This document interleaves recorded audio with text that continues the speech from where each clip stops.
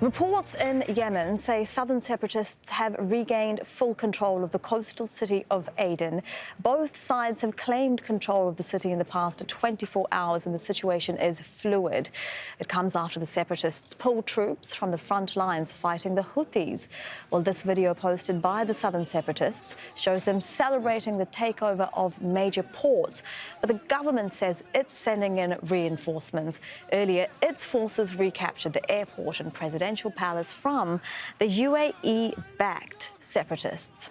Well, let's get more on this now. We're joined by Catherine Shakdam. She's the head of the Yemen department of the peacebuilding think tank Next Century Foundation, and she's joining us on Skype from near London. Very good to have you with us on Al Jazeera to discuss what is very much a fast-moving and fluid story in the south of Yemen. What is going on? The government said that they retook control on Wednesday after weeks of fighting.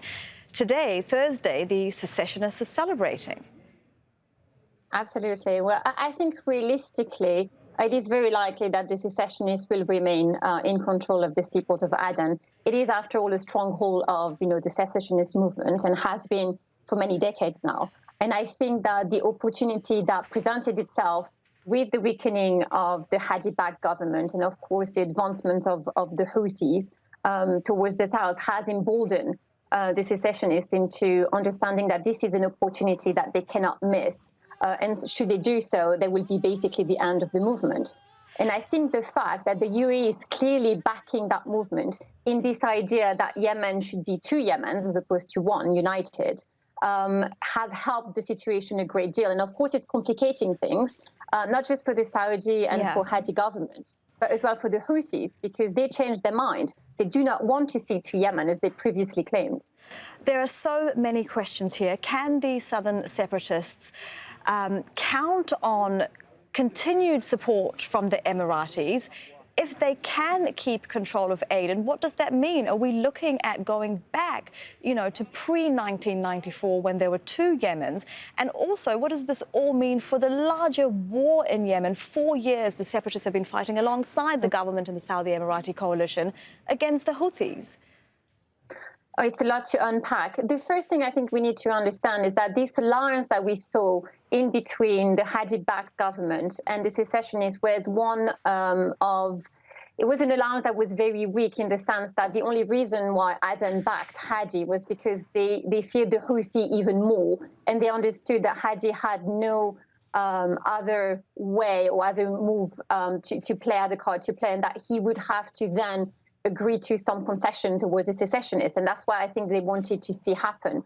Now that this is breaking down for obvious reason, they want to regain control of what they see as their sovereignty.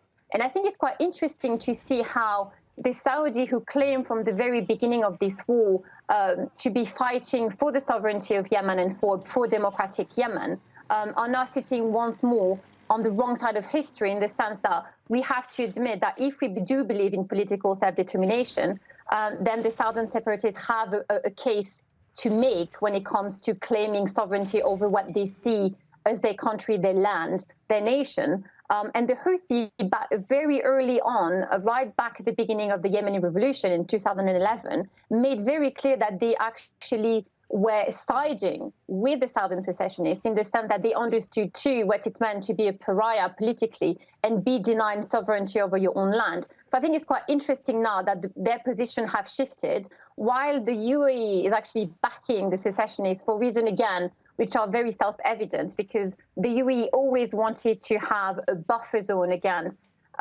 North Yemen and having greater control over the waterways of Yemen and essentially the seaport Aden, because it's helping their own position in Dubai and is securing what they see as an important waterway. And I think the Saudi and the UAE will have some kind of back and forth in terms of what they want to see happen. They have very different agenda, conflicted agenda, actually. So it's interesting to see how it's playing out. And we need to look at it from within a more broader perspective, because of course the Houthis, sorry. Absolutely, and if we do try to look at it from a broader perspective, so the back and forth between the Saudis and the Emiratis, but where does that leave the government? We had a Saudi representative, Crown Prince Mohammed bin Salman's brother, in fact, in the US yesterday. There was talk that the government was able to retake Aden because of a possible deal. So could we see a deal about Aden, let alone the wider conflict in Yemen?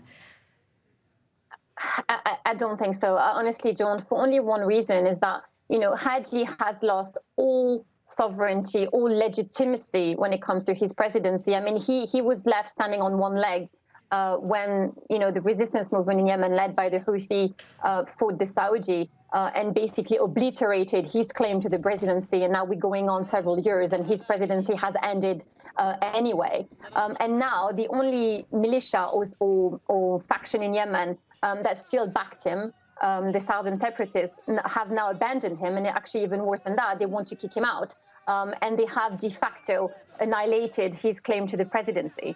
So it's you know, Hadi is now left with an empty presidential seat, with no claim to any sovereignty in Yemen. His government means absolutely nothing, both in the north and the south of Yemen.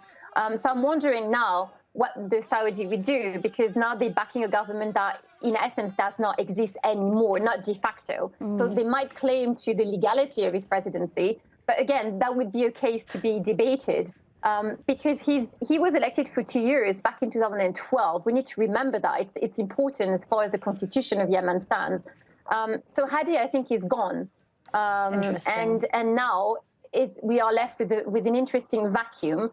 And it's actually quite dangerous, because if we allow for a constitutional vacuum to actually take hold, you are not only reinforcing the claim that the Houthis are making over Yemen, because they are themselves de facto running the north, and the southern separatists are de facto running the south now.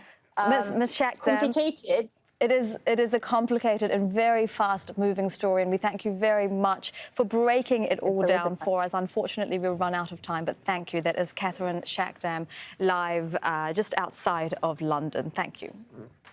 Now, elsewhere in Yemen, Saudi jets have bombed a residential area near Sana'a International Airport, and that followed an attack by Houthi rebels on an airport in the Saudi city of Abha earlier on Wednesday. The Houthis say they fired a cruise missile at the airport's hangars. They have launched several drone and missile attacks on Saudi Arabia.